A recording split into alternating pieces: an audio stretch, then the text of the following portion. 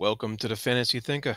I'm Jared Quartermanch, and today I thought I'd do something a little different for me. Um, I'm not usually into the top lists of the year or what have you, but I thought maybe I would just put out my top writers of all time. Um, there just happen to be 10 here, and this, of course, these are my favorites. They're not, any other uh, classification or what have you or criteria. See, these are mine and mine only. But I have a feeling that some of you will agree with those.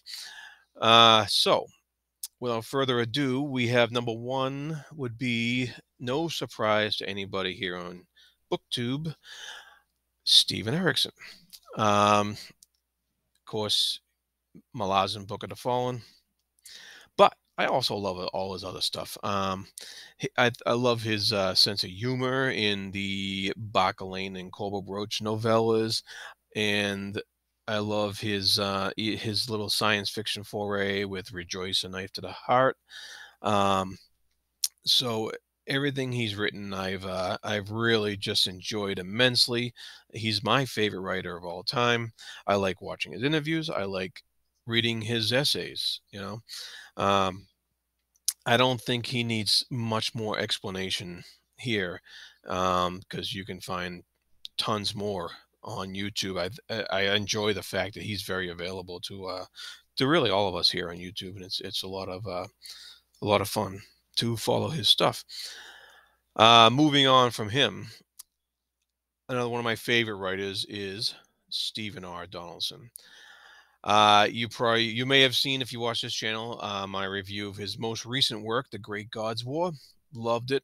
But his magnum opus, I suppose you could call it, would be the Chronicles of Thomas Covenant, the Unbeliever. Nobody does psychological insight into character like Stephen R. Donaldson has done. And Covenant is where he started with that. There's 10 books in that series total. Although you could read the first three and stop, and you'd have a feeling of completion. You could read the next three and still have that feeling. And But I recommend you read all 10.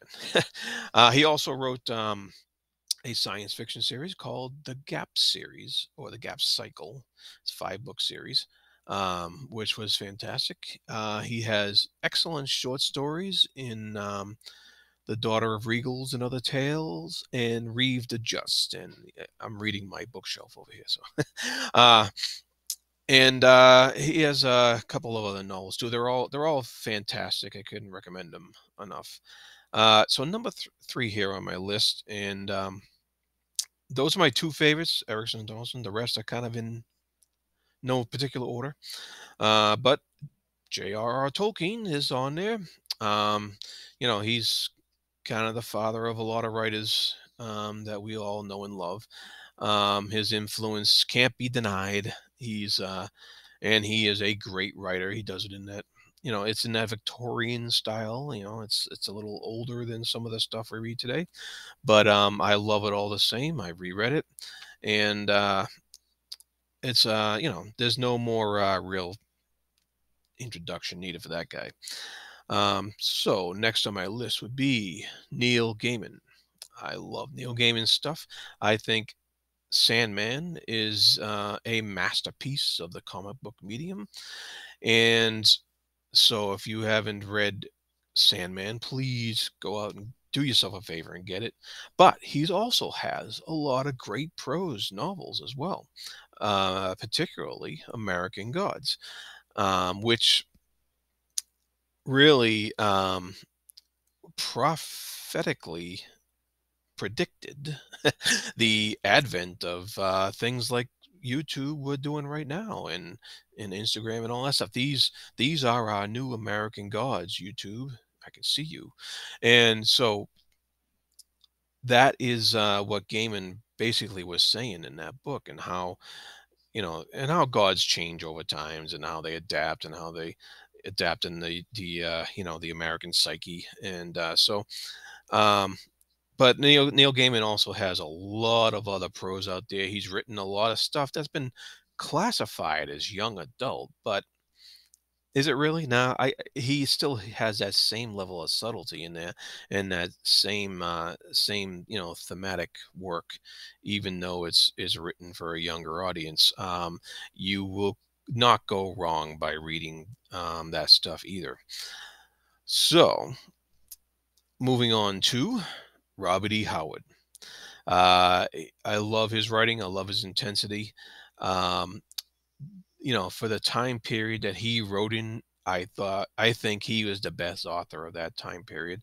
I think his influence is a little understated in today's fantasy, but it is there. He's kind of like the father of sword and sorcery, and so his writing style is awesome. I've read a lot of the short stories over and over again, and I've read a lot of the adaptations into the comic book format, and I really like his stuff. So those five I just mentioned should be really no surprise to anybody. Um, but for other favorite writers, I would like to move on to nonfiction. One of my favorite writers is Yuval Noah Harari, the author of *Sapiens*. If you haven't heard of *Sapiens*, please look it up. It's basically the history of humankind. Uh, so I think Harari, more than any other historian, puts this stuff in a context that is really enlightening and easy to grasp, and uh, really opens your mind to so many new possibilities. And he's written a couple other books after *Sapiens* that aren't sequels, but one of them deals with the future of humankind, and maybe some of these American gods like YouTube. And but but he always, he always it's always referenced back to *Sapiens* in his other two books that he's written. And he's also actually put *Sapiens* into graphic novel format. So that's a really cool thing, and he does it in a manner that actually approaches it in a different manner. So that is really cool. So that you can actually read both and get different insights as you do so.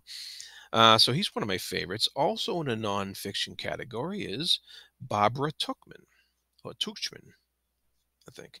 Um, she was considered a national treasure by people like JFK, um, in back in the day, and she wrote a Pulitzer Prize winning book called *The Guns of August*, which detailed thoroughly the beginnings of World War I in that first month of August, and a fascinating look at just the whole structure of the how they position forces, and just a really in-depth look of how the politics work between France and Germany and everybody else, Russia and Britain and everybody.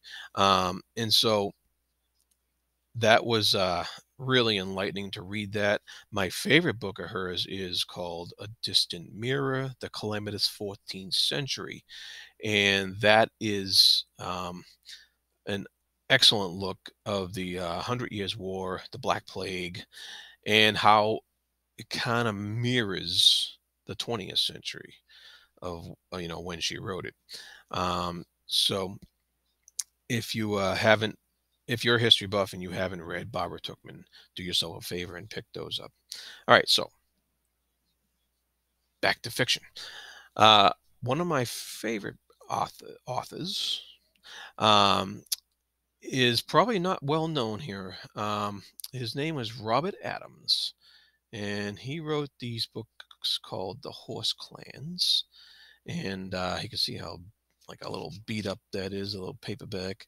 These were like pulp novels almost, and he definitely had some Howard influence in there.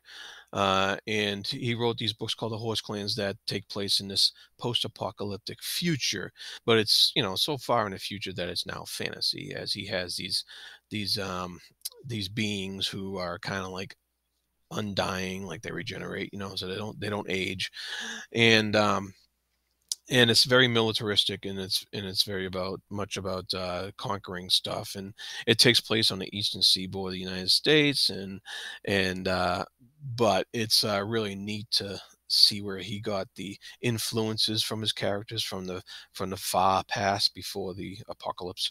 And they were a lot of fun. There's like over 20 of these things, but they fly by.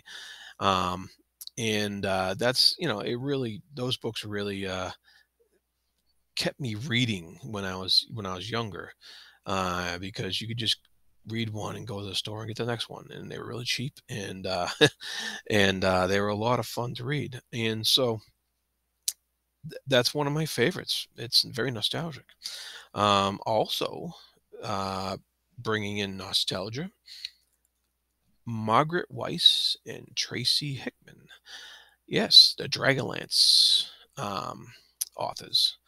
And the reason why they're on there is because they were basically my first. They were my beginnings of reading fantasy literature, and literature in general, actually, because I wasn't a big reader until I discovered them. And I discovered them because I played a lot of D&D, and and of course they were D&D books.